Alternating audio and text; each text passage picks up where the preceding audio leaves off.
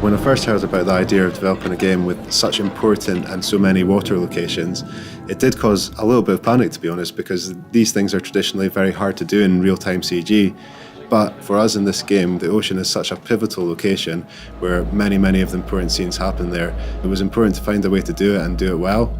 Animation plays a big part in developing a game that's on a sea surface. Obviously, we have the sea simulation. We have a boat that needs to react and behave in a believable manner on that surface.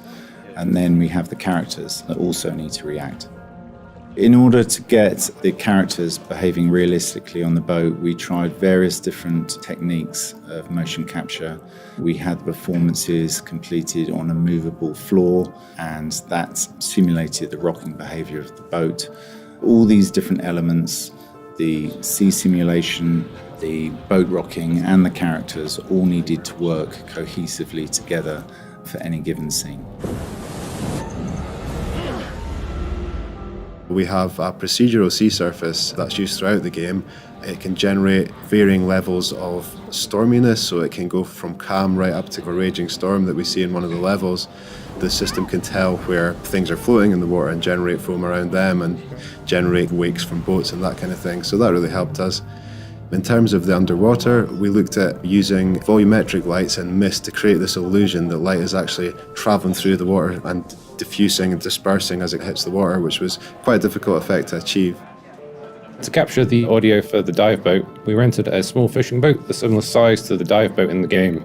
We went out with a multi-track recorder, some microphones, and positioned them in all the different angles that you need to capture the various sounds the boat makes, from the motor, the water sloshing against the hull, and the wind in the rigging.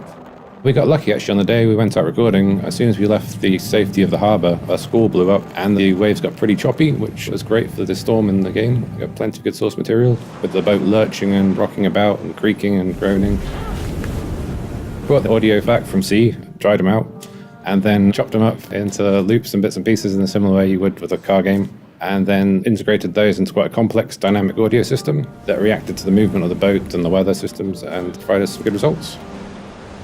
As the storm encroaches in the game, we ramped up the audio elements of the wind and waves, and the boat engine becomes more dynamic and reactive. This sort of mirrors the emotional state of the characters in the game.